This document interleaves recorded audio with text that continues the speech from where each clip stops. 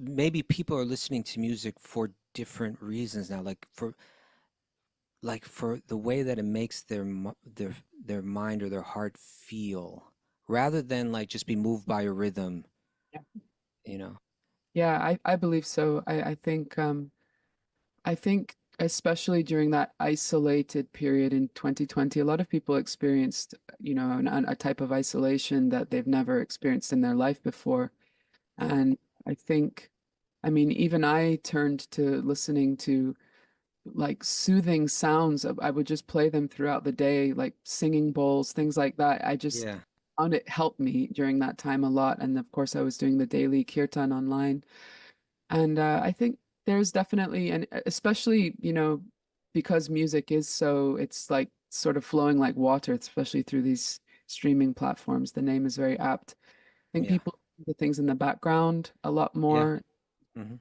Meditative music, music that heals, that uplifts. I think for sure there's a real place for it. And like you said, it doesn't have to be radio music. ॐ नमो भगवते वासुदेवाय ॐ नमो भगवते वासुदेवाय ॐ नमो भगवते वासुदेवाय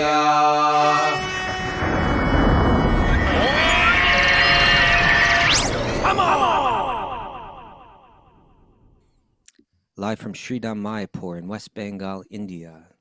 This is Wisdom of the Sages, a daily spiritual podcast. I'm your host today, Kaustubha Das. My usual co-host Roghunath is in transit, going to the Pittsburgh area for all kind of festivities and big programs, right, Mara? That's right. Some book signings, some kirtan, Oh, some book yoga. signings. Nice, nice. I guess they're revving up for the holiday season. You can get one, perhaps double it, get 2 copies of Punk to Monk, share them with the family and friends, right? Things quiet down a little bit at the Super Soul. Yeah, when they're the a liberals. little more calm when Raghunath's gone. Okay. Well, good to have you here. Today we have a special guest interview with Jahnavi Harrison. We'll bring Jahnavi on in a moment. But before we do, Mara, any important announcements that you need to share with us? Yeah, tomorrow's our Q&A day, and the show will be at 7 a.m. instead of 8 tomorrow. Okay. If you have a question you want answered, supporting members can post their questions under the questions for the host tab in our community chat at wisdomofthesages.com. On And the then Sage Community platform. that's right. And then Sunday there's no show, and we'll be back on Monday at 7 a.m. And Jiva wants us to know that there's a BRG meeting. There's a BRG meeting every day. Every day, every time zone Several practically. every day. Yeah, go to bhaktirecoverygroup.com and you can see the Bhakti online Recovery. meeting list to join. Excellent. Okay. Today we are bringing back for maybe the 4th time or so, Jahnavi Harrison, who is a musician, a writer, an artist, and a practitioner of Bhakti Yoga. She spent her formative years at the Bhaktivedanta Manor in England in a rich environment where mantra chanting and sacred art were part of everyday life. With a background in Western and Eastern classical music and dance, she has pursued a path of self-realization and service through artistic expression. For almost 20 years, she has offered her voice and violin playing in the performance of sacred music and call and response mantra kirtan in venues as diverse as corporates, schools, prisons, theaters, hospitals, yoga studios, and even temples, of all places. She aspires to create art and facilitate experiences which heal, uplift, and nourish the spirit, and she succeeds wildly at that. Jahnavi Harrison, welcome to the show. Thank you so much. So good to be here. It's wonderful to have you. Today is a big day because Yes, today your new record drops. I guess it's dropped already, it has. Yeah. And but you're it's, way out in California, so you're just waking up. But the rest of the world is already catching on to it, yeah? yeah, because all releases these days, it's because we use, online media to listen to things. It Yeah, starts off the day before. You're like, oh, they can hear it in Australia now. And right. I so, was thinking about that. I was thinking, I grew up like a new record came out, you'd hear it on the radio, and then you go to the store and buy it in the record store. But yeah, nowadays, it's like There's like all these different places you can go to get it. I don't know if it's free or if you pay for it anymore. I really don't know how it all works. Yeah, it's I miss those days. I miss being able to have something physical. But yeah, Yeah. at least it still goes out. It goes out faster, you could say, it spreads further and faster. So Yeah. for spiritual music, maybe that's a bonus. Maybe that's a good thing. Tell us about the record. What's it called? It's called Into the Forest, and as you were just saying, it could be a little confusing because people may remember if they follow, my releases that I put out an album called Into the Forest Live Right. a couple years ago, which was a recording from a tour that I did. And I caught that tour. yes, you were there in That show at the, what do they call that place? The City Hall? Was it? Huh? the town hall. Town Hall in New York. Yeah. Town hall. Yeah, so this album was started before all of that, and it was meant to be finished before that tour. But as is the case with so many things, it was not to be. It was delayed. Okay. So yeah, I thought about calling it something else, so to avoid confusion, and then I went all the way around so many different ideas, and I realized Yeah. this is what it's meant to be. Okay. So this record, the previous one was called Into the Forest Live. This one's just called Into the Forest. It has Yeah, some of the same songs, some of the a same. lot of new stuff as well. Yeah, But correct. it's all done in the studio. Was it delayed because of like recording issues, like, or was it Yeah, delayed for some other reason? wasn't ready. We hadn't finished we hadn't finished the songs. That year I got married, which was I Okay. got delayed getting married, moving house. I suddenly found myself living almost 2 hours away from the engineer I had been working with. I was, physically going over to his house, which was only 20 minutes away before that. Right. So different challenges like that. And yeah, a lot of creative endeavors usually have quite a winding path to get to the finish line. Sometimes you just don't expect the obstacles that are going to arise, but Okay. But you got there. it's part of it. Yeah. Okay. Well, I had the chance to listen to the whole record today, this Thank you. afternoon. Thank It you. was wonderful. I mean, really, really, really wonderful. It's a very beautiful record. Um, it seems to me a very personal, um, a very personal record. It has a lot to do with, I don't know, your own inner spiritual life, your own relationship with God in your heart. And Yeah. but one thing I really liked about it was a lot of times those really introspective records are like a little dark, like they can be a little depressing, you know. But this one, it felt very spiritually optimistic to me. Did you intend it that way, or did it feel that Yeah. way to you? I mean, I didn't intend it to be anything other than what it was, and I think it captured period of um a period of time like us, some of these songs were in, you could say, gestation for probably at least 6, 7 years, and they Hmm. were um like some of them are original songs, but some of them are existing, bhakti poetry or songs that meant a lot to me, and in a more sort of personal time and space were things that I, would learn and sing, if I was on the plane and I'm by myself and I'm feeling, a bit all over the place and wanting to make a connection within, like for example, there's a song Sundar Te Dhyan, which is a song Hmm. written by the Saint Tukaram. Yeah. So yeah, it was intended to be personal for sure, which is it's I think a bit different from what I've shared in the past, which maybe people, know more just for sharing kirtan and um, songs which they're not written in my own voice.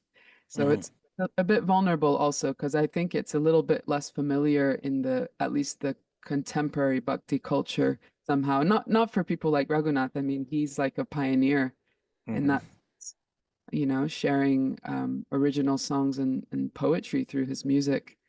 Yeah. Um, yeah, I call him the bard of his generation. yes, indeed. And he's But always encouraging, which I'm very, very honored by his encouragement in that way. he's great.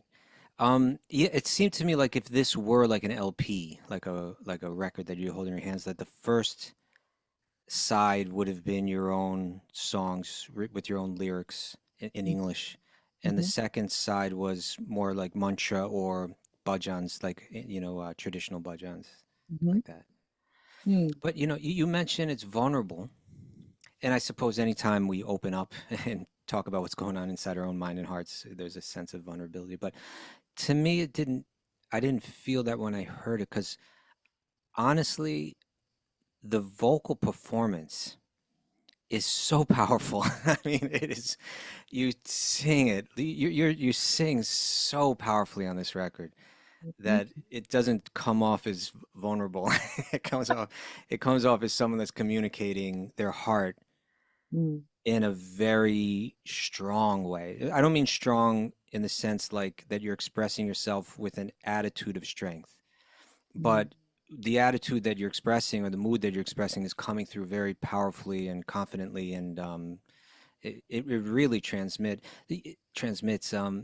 It's it sounded, at least some, not maybe not all of it, but some of those songs, they're a little bit dreamy kind of feel to them, a Yeah. little jazzy, a little bit, yeah, and but it kind of felt like it gave you the space to just sing unconfined by measures or bars or whatever, and just kind of like really from the heart, just let your heart flow. Yeah. Thank you. That's a really thoughtful thoughtful summary of what it is. And yeah, there's so much of that I would also attribute to the working creative collaboration with the producer, whose name is Chris Scholar. Hmm. He has a background in jazz, hip hop. He's worked with a lot of very, very successful musicians and had a very long career. And we got introduced to each other sort of on the tail end of the kind of COVID time by a mutual friend, and he was wanting to start. I mean, he was already doing it in his own way, but wanting to journey away from the genre of music that he really been made his career, um, Yeah. singing, and very, very interested in meditation and just spiritual sound. And I was also looking for someone to explore with in a way that was New fresh. to you. So Yeah. yeah, it was a fortunate collaboration, and I think in that environment, especially when you feel safe to explore there's definitely a lot of freedom in that and strength, especially if you make a friendship with the person that you're working with. Yeah.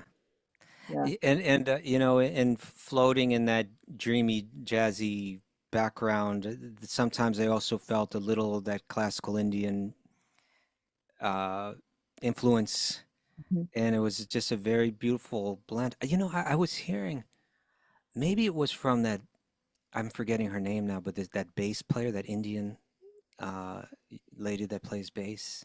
Oh, Ganavia, Is that her name? and my friend, she's singing on the album on the first track. But she's a bass player? Yeah, she plays the bass. She's only been playing for a few years, but No, she's no, there's a woman that plays on Willow Smith's oh, records that's Mohini Day. insane bassist. Yeah, Mohini Day. She's incredible. Mohini Day, that's right. Yeah. So I think it was her that was describing, oh, I wish I remembered it exactly now, but there's kind of like, when we use the word fusion, generally people were talking about the fusion between rock and jazz. And now when you say fusion, people may even consider like a blend of Indian classical in with jazz and rock. Yeah, And I felt a bit of a fusion between Indian classical and jazz in this. And do you feel like your working with Willow Smith also has influenced this record at all? definitely. Definitely, but maybe less so in that way. I think working with Willow actually just gave me an immense amount of courage and encouragement to be more expressive in in songwriting. Uh-huh. I was still very afraid of writing down my own words and expressing them in song. And yeah, musically for sure. I was looking to continue down that path of, where does this lead? Just curious. But I think the sound of this album actually brings into sound a lot of the musical influences that I'd grown up listening to, but never really expressed them Hmm. in in recordings because it sort of didn't have a place. I somehow, you know. Whereas I think when I made the project with Willow, especially when I had a chance on one occasion to perform live with her at a tour she did, a concert she did in Brooklyn, and hearing the feedback from people and people telling me what the project meant to them and how it helped them, I was realizing, wow, there's a much broader um, audience of listeners potentially that Right. can connect with devotional music. But I think the way that you encounter it, both the genre of the music and as well as the form, will really sometimes, say how accessible it feels to you. So all of those things influence. That's interesting because as I was listening to one track after the next, I was also thinking about how people purchase music now, or how maybe not just even just purchase, but I guess how they process it, how they receive it and engage with it. Yeah. It is different now, and maybe maybe it's lost some special things by not going out and buying an LP, but maybe it's created a bit of a broader, more a bit of a more free environment, Mm, where some of the music it would have never found a place on radio, you yeah. know, but or maybe people are listening to music for different reasons now, like for the way that it makes their mind or their heart feel, rather than like just be moved by a rhythm, Yeah. you know. Yeah, I believe so. I think especially during that isolated period in 2020, a lot of people experienced, a type of isolation that they've never experienced in their life before. Yeah, And I think, I mean, even I turned to listening to like soothing sounds. I would just play them throughout the day, like singing bowls, things like that. I just yeah, found it helped me during that time a lot. And of course, I was doing the daily kirtan online. And I think there's definitely, and especially, because music is so, it's like sort of flowing like water, especially through these streaming platforms. The name is very apt. I think yeah, people do the things in the background a lot yeah. more. Hmm. Meditative music, music that heals, that uplifts. I think for sure there's a real place for it. And like you said, it doesn't have to be radio music. Yeah. Do you ever think maybe I should put out something that's more like a single, like a Like, 2.5 minute pop kind of thing? Do you yeah, feel any yeah. calling for that? I'm curious. I mean, I wouldn't want to do it if it seems like I'm just trying to, I don't know, Yeah, trying no, to. I'm not just to be popular, but just to hit that spot, for Yeah, people. yeah. I've thought about that. I mean, this album is very. I know it's very. There's a lot of very meditative tracks. They're not so long in length, but I think it takes a certain kind of listener to appreciate something like this, and I knew it wouldn't be Right, for everybody. right. Um, so now that this one is releasing finally and leave space for something new, I'm like, oh, maybe yeah, maybe Okay. that's got a little bit more of a popular appeal. Let's see. Well, let's all engage with this for now. And so let's go ahead and dig into some of these very personal inner world of yours and examine your mind and heart. Maybe we can talk about some of the tracks Sure. and I could share some of the things that kind of caught my attention, but you can maybe share. Open up with a song called "Beloved Guide." Mhm. Very beautiful song. And here, this is one of those places where if you vocally, you just really, just kind of, I don't know what the right word is, but it just really sounds like you're cooing, from your heart, that your feelings. Um, you sing, "Oh beloved guide, help me to find humility, strength and joy in being small." Could you talk a little bit about that? Yeah. This song evolved from so before we sing kirtan, before we do anything spiritual, we traditionally in the bhakti tradition speak an invocation prayer to our guru, to our guides, and the first prayer, Om Ajnana Timirandasya Jnananjana Shalakaya, like I'm very used to saying that. And I think a lot of this album, I was really thinking about the power of saying things, speaking things in the language that we speak every day. And how would I say this if I wanted to express a similar a similar sentiment and also put it in my own words. Right. So, um, yeah, help me find humility, strength, and joy in being small. Help me it's really helped me understand that I'm insignificant, but I'm highly significant because, I'm a spark of the divine.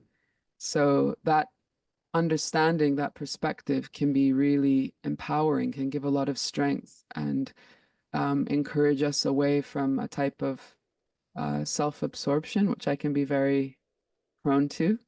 Um, and yeah, see ourselves more as a part of a greater whole. I think it can be a very healing perspective to understand, but we need help, which is why, it's help me, help me find that. Right. We're holding on to false ideas about ourselves. Yeah. So much, especially these songs in English. I felt a little bit like well, I've I felt like you were at a certain point in your own spiritual life Yeah. that was being expressed in the music, and I felt a little bit like I'm kind of there with you.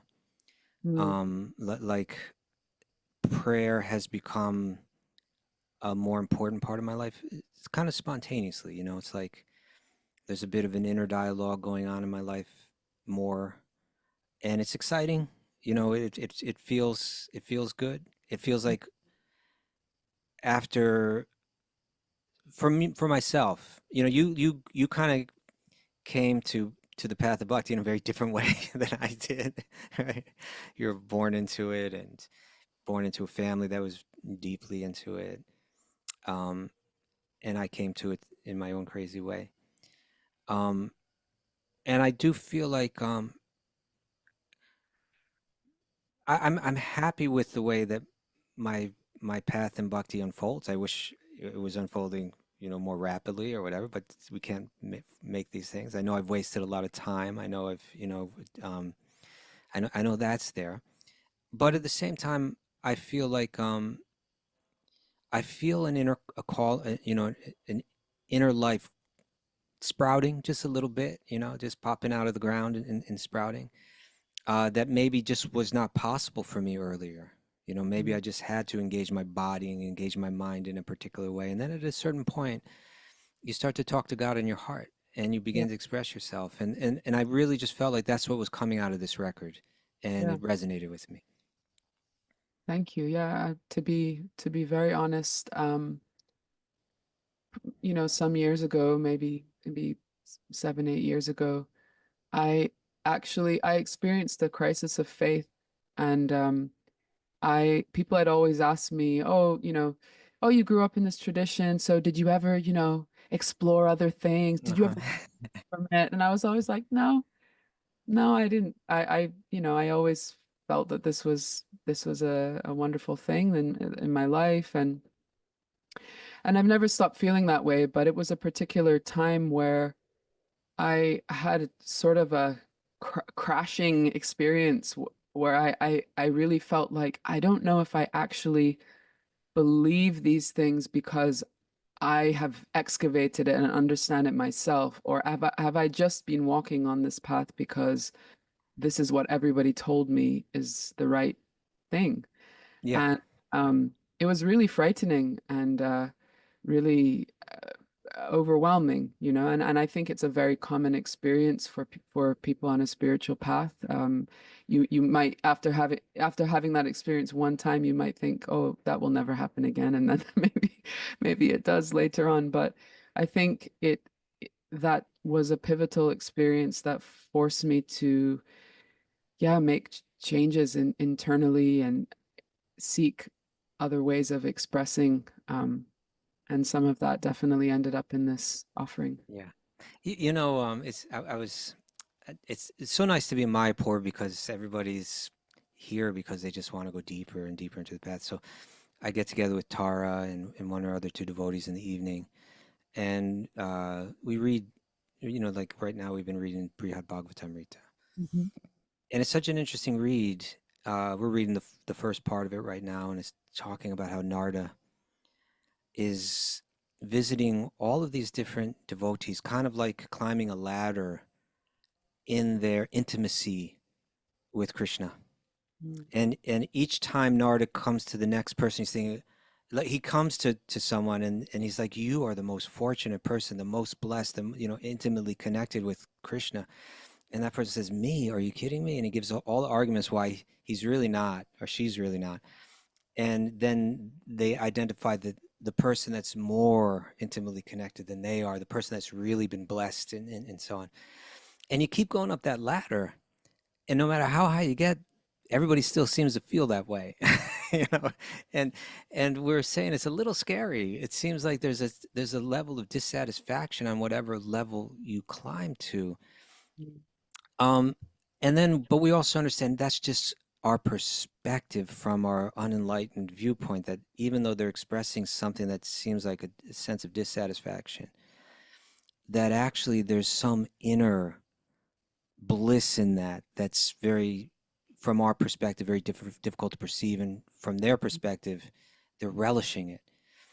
But I think that spiritual life is like that, like particularly when we're talking about like bhakti as it's taught in Gaudiya Vaishnavism,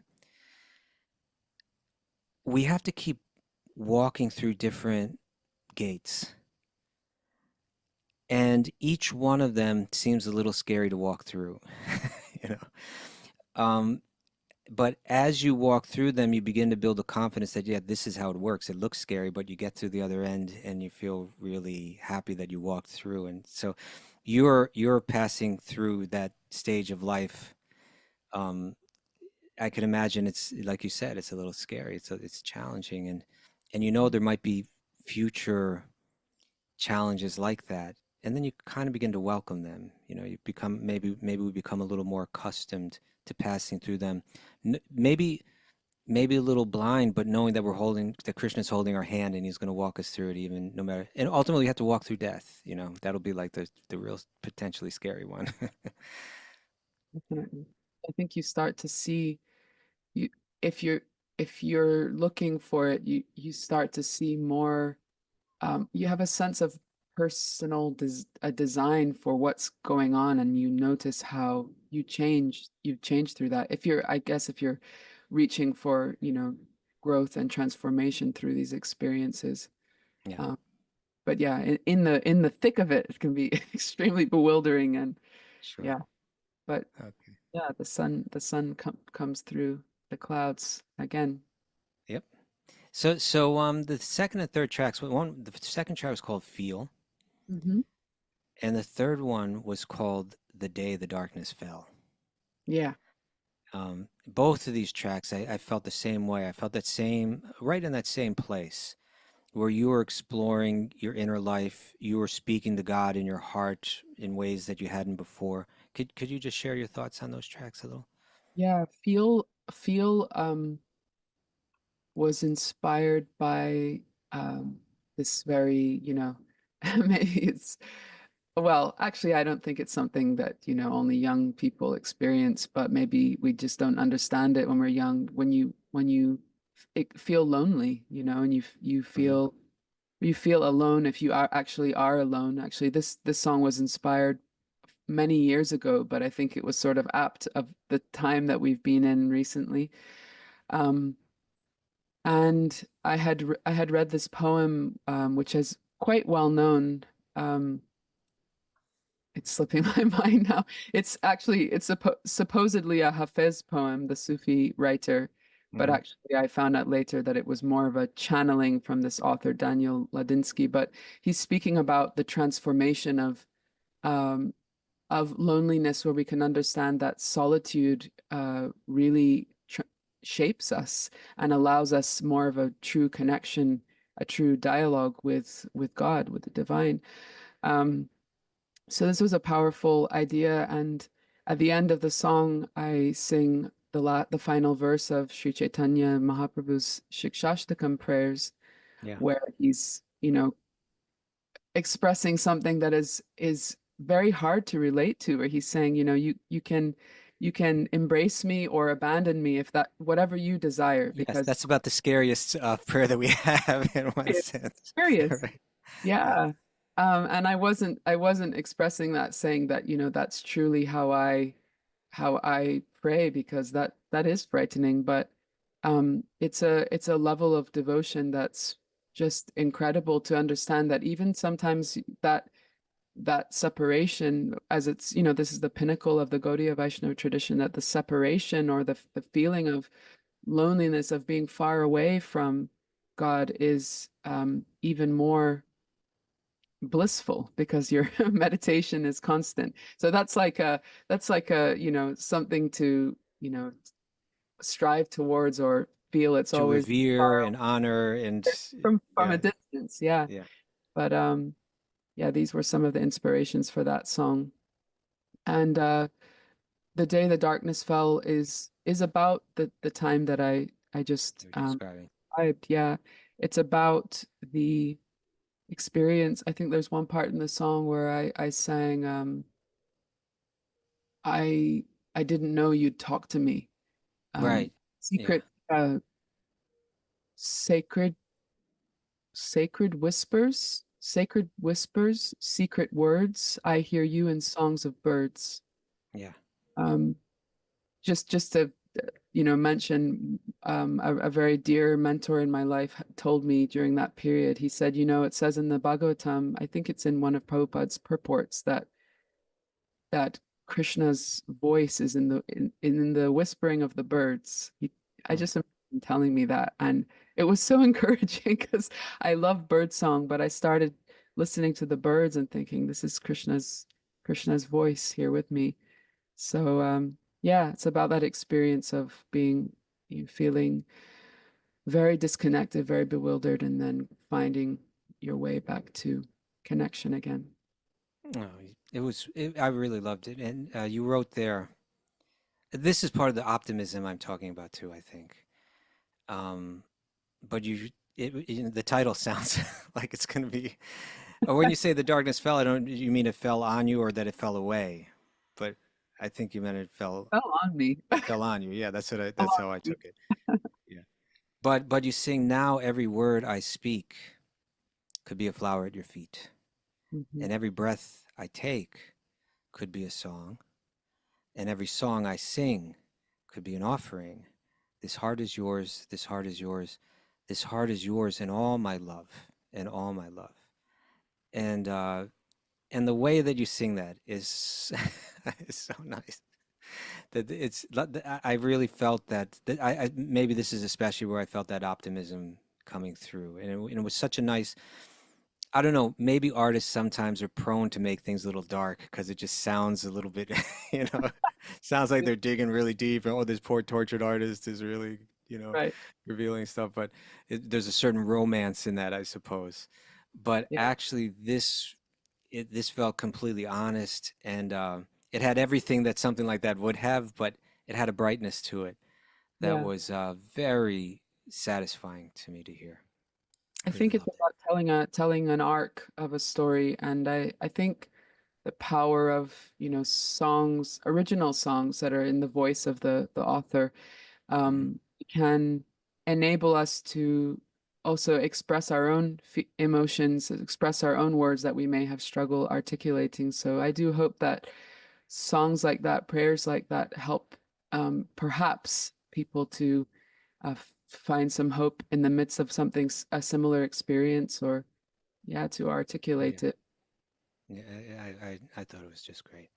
Thank You have you. a song called Sweet Surrender, which is kind of a collaboration with an artist named Londrell. Hmm? He's a poet. He's a poet. Yeah, he's a poet. He's a rapper. Um, we had connected, and I asked him if he'd like to contribute something, and he decided to. I told him, you know, a theme that I wanted to write about, and he sent me this poem that he had written, and I just thought it was so beautiful. So I didn't really, you know, make any changes. I just thought it was a beautiful personal expression. He's very inspired by bhakti, and he Yeah. makes sacred music himself. Um, yeah, he wrote this, and then at the end, I sing a verse from that is found in a book called Padyavali, which is a Mhm. compilation of verses by Rupa Goswami. And this verse is a description of the beauty of Krishna.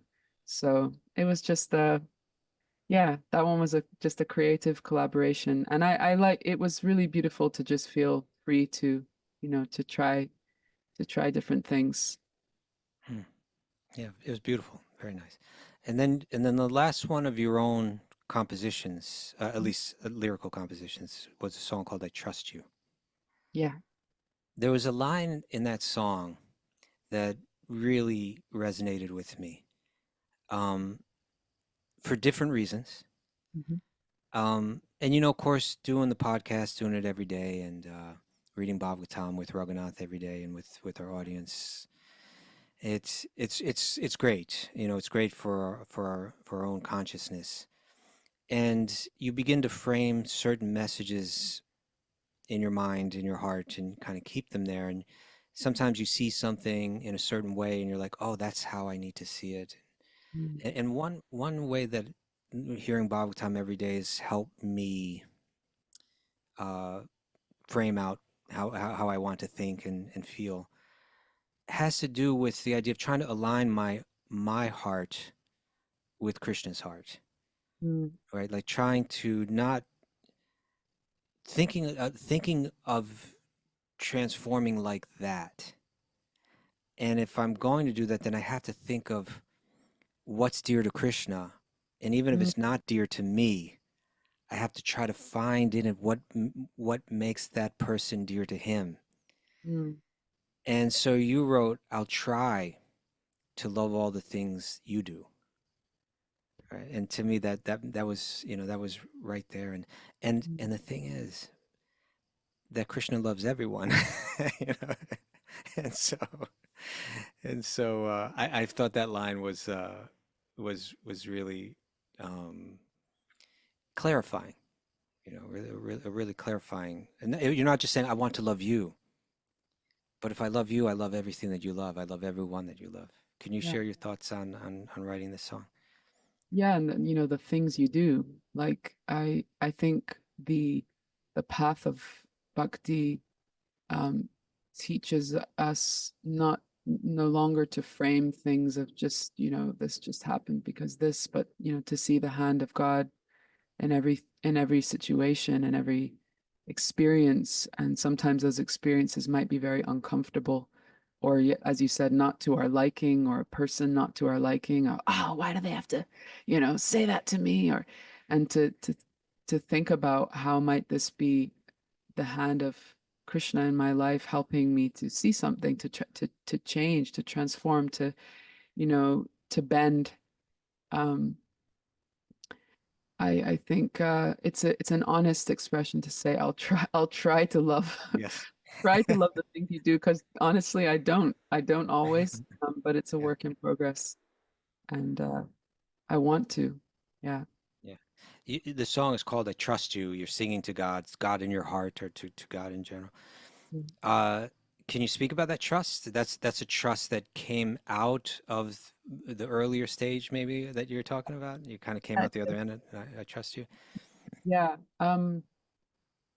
the words to this song came very spontaneously. It was a Christmas morning, and I went for a walk near my house and near my parents' home now in England.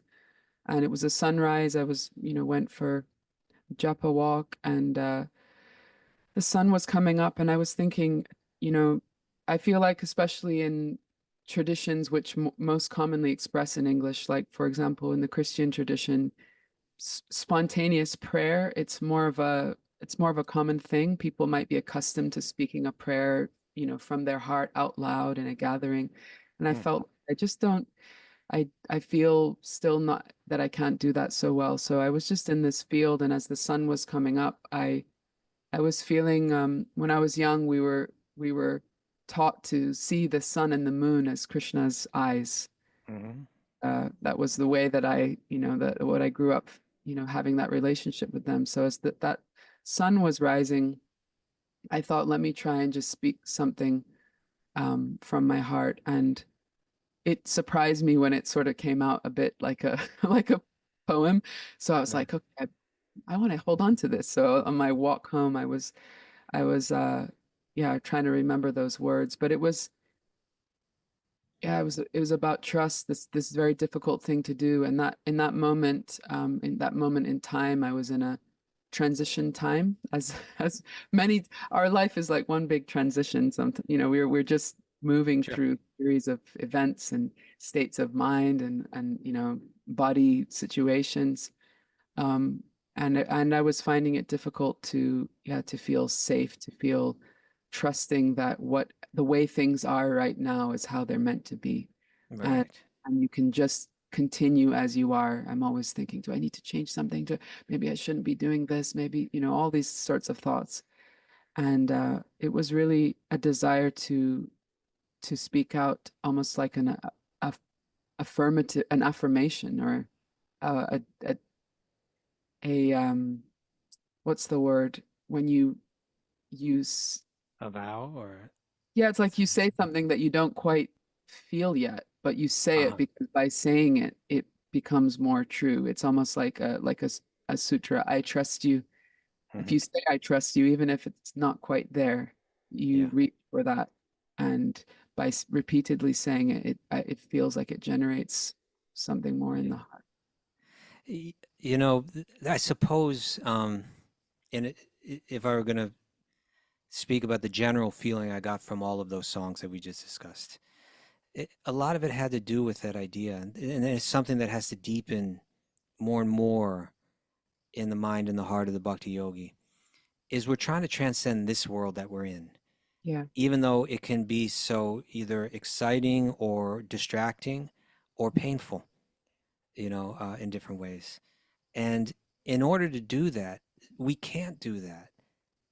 I mean, there are ways yogis do that, like it can be done through analysis and renunciation and so on. And you can kind of stiffen yourself to the world. You can kind of harden yourself to the world. And that's not exactly our path in bhakti. It has more to do with faith and trust that, okay, this whole world is a little scary, right? But I know that what you're putting me through, God, dear God, is is my path to growth and my path to letting go. yeah, That you're putting certain circumstances in my life so that I can learn to let go, and I learn to let go by hanging on to you. mm, So the more that my trust in you becomes deeper, the more I feel comfortable letting go until yeah, I let go easily. mhm, And when someone can do that, they move through this world very gracefully. yeah, They can, they're very special people that are like yeah. that. So I felt I felt like I was passing through that kind of stage with you, in hearing all these songs. Thank you. Yeah, I think the project is inspired a lot by uh I mean, and I continue to be inspired by the lives of great saints, great spiritualists. I was just thinking one life story that has been very impactful for me is the life of Bhaktivinoda Thakur, who I don't know if all Sure. listeners know, but he's one of the most important um, theologians and writers and teachers, gurus Songwriters. in Yeah. our lineage, and as a songwriter, profoundly so. And his songs, and particularly in the book Sharanagati, during that very difficult time, actually, I think, pulled me out of it and really helped me in a time that I couldn't find prayer myself. But many years ago, some listeners might be familiar with Yamuna Devi, the famous author, cook, chef, disciple of Srila Prabhupada, and she really uh, she really influenced me very, very strongly in my life. And with her, I had some quite transformative experiences of interacting with the songs of Bhaktivinoda Thakur. And while we were singing the songs, we also read his life story in his own words. And the events of his life were, especially in his early life, some very dramatic events. Similarly, some years ago, I was reading about the life of a saint, Narottam Das Thakur, through a wonderful book that is out there, and just Is that Sitala Devi's book? yes, yeah, I was fortunate enough to help her a little bit with the editing and so on. So it kind of got me more, deeper into it, and I thought, these events are so dramatic, and I know, people talk about with saints that sometimes we kind of tell their story in a way that, oh, but they just transcended this obstacle. But when you hear, especially with Bhaktivinoda Thakur, he tells his story in his own words, um, and it's really difficult. There's some very difficult experiences, or take Srila Prabhupada also. Sure.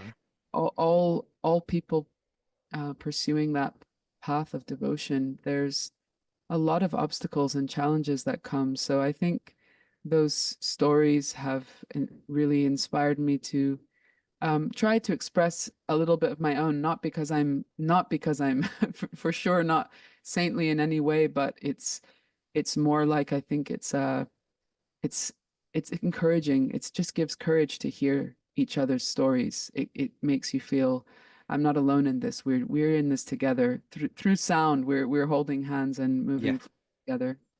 Yeah.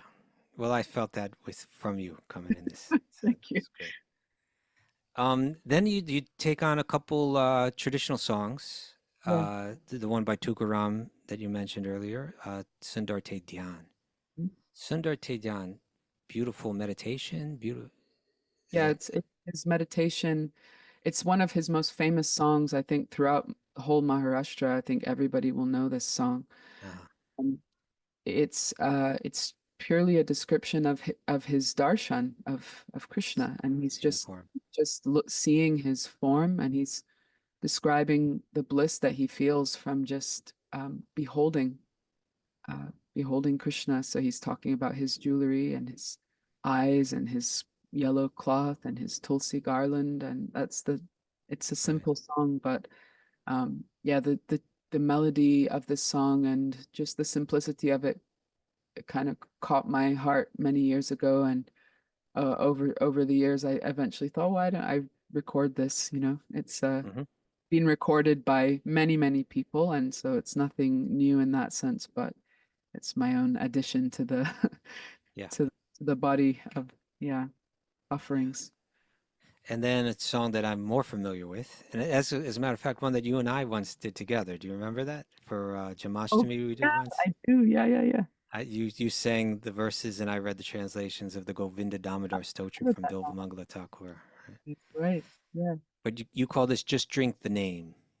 Yes. So these verses come from the Govinda Damodar Stotram, and I just you know people's attention span is one thing.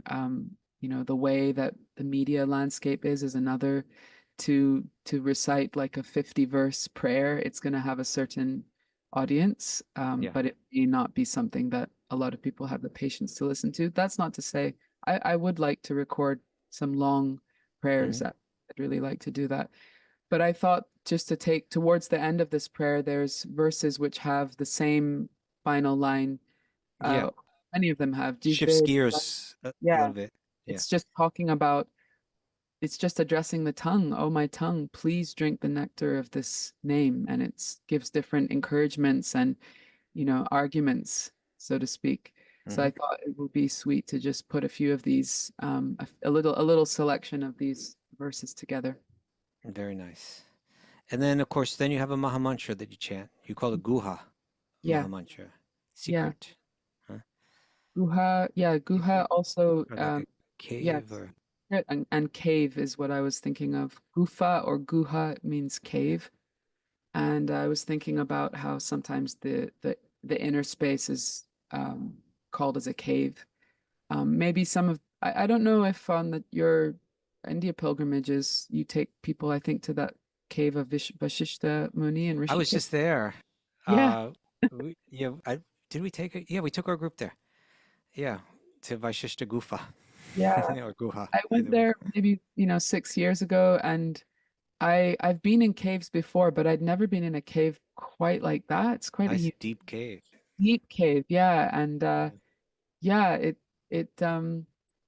it helped me understand more clearly how this like it was so serene in there. We all went in and we meditated and offered prayers and yeah, so this inner space is sometimes described as a cave, and I think I just wanted to record a Maha Mantra that didn't feel. Sometimes the Maha Mantra can be expressed in a very often it's very exuberant, Hmm. or you have a spirit of like, I want to share this with everybody and spread this, sing this out loud. Um, this one was more, it was contemplative because it was inspired by a moment some years back. I was in Vrindavan and with some friends, and we actually ended up meeting up for kirtan at the Bhaktivedanta Hospice, which is a place that many people, spend the final days of their life. Yeah. Friend, her father was one of the co-founders of that place. So we ended up meeting for kirtan there with my sister and just five friends. We were sitting and doing kirtan together. And the kirtan was so transportive. And I was thinking, wow, in this place, because you know what this place is for, this particular building is for people Sure. to leave this world. And as we were singing, it just kind of, I think, carved, some experiences carve a deep impression in your heart. And so I wanted to share a bit of that experience. Um, Nice. yeah. And then the final track is called Let a Prayer Bloom. Yeah. Um, this one there's no lyrics, there's no Mhm. singing. There's a little bit of singing, but the idea of the last track is it's sort of like a blank page for you to write Right. on. So Hmm. I'm thinking, if people are listening chronologically in that moment, okay, here's your space now to speak or sing or offer a prayer of your own. Go into So your own forest and see what you find yeah, there. yeah, just try it. It's only 4 minutes, you can in 4 minutes try to express some prayerful words, whatever's coming up in your heart today. Nice. Nice. Well, I congratulate you on the release of this wonderful record. Thank Can you you. tell everyone where they can get it? I guess people probably know, but go ahead and Yeah, share in any case. anywhere that you listen to music, I think, YouTube, Spotify, Apple Music, all of those. Maybe we'll make a vinyl one day. We'll see. Okay. Yeah, Yeah. But that'd be please nice. share it with people that you think would appreciate it, because it's yeah, the musical landscape it's very vast, and it's not always easy to find those things, but I hope this will definitely reach the ears of those who need it the most. Great. You know, I sitting in this room where I am right now. This is where I stay when I come to Mayapur. My friend Tara Prabhu is so kind. He gives me such a nice room. You know, it's a little room, but it's got, both windows look out into beautiful views. And Wow. when I was here, I think I guess it was a year ago that I wrote to you. Oh yeah. Remember? Because I went up on the roof of one of these buildings and that just looked out over fields. Mm. And somewhere in the distance, someone was playing your music over a loudspeaker. And, India has all these loudspeakers, people blasting all kind of stuff. And Yeah, it's early in the morning, no problem. Just yeah, right. But someone was playing your music, and it was you singing your version of the Brahma Samhita, the prayers from the Brahma Samhita in Sanskrit. And it was just wafting over the fields, and it was so celestial. It was real, and and if I looked one way, I saw all the fields, and if I looked the other way, I see the temple of the Vedic planetarium, this colossal temple that, is, coming from the heart of Srila Prabhupada, the heart of Lord Nityananda, like this, a temple that, will have some deep historic significance in terms of the effect of bhakti on the globe. And hearing your music kind of wafting, from one direction and seeing that temple in the other direction, it was very heavenly. And your voice was very heavenly. And the song, of course, it's not ordinary music. It's the music of the spiritual realm. It's the music of the heavenly planets. It's something so special. And I had to write to you because I just thought, I know that you are introspective, and maybe sometimes you're even wondering, should I really even make a career of this, or am I doing the right thing? Yeah. I'm so And familiar with those thoughts now. I'm just like, okay, again. right. So I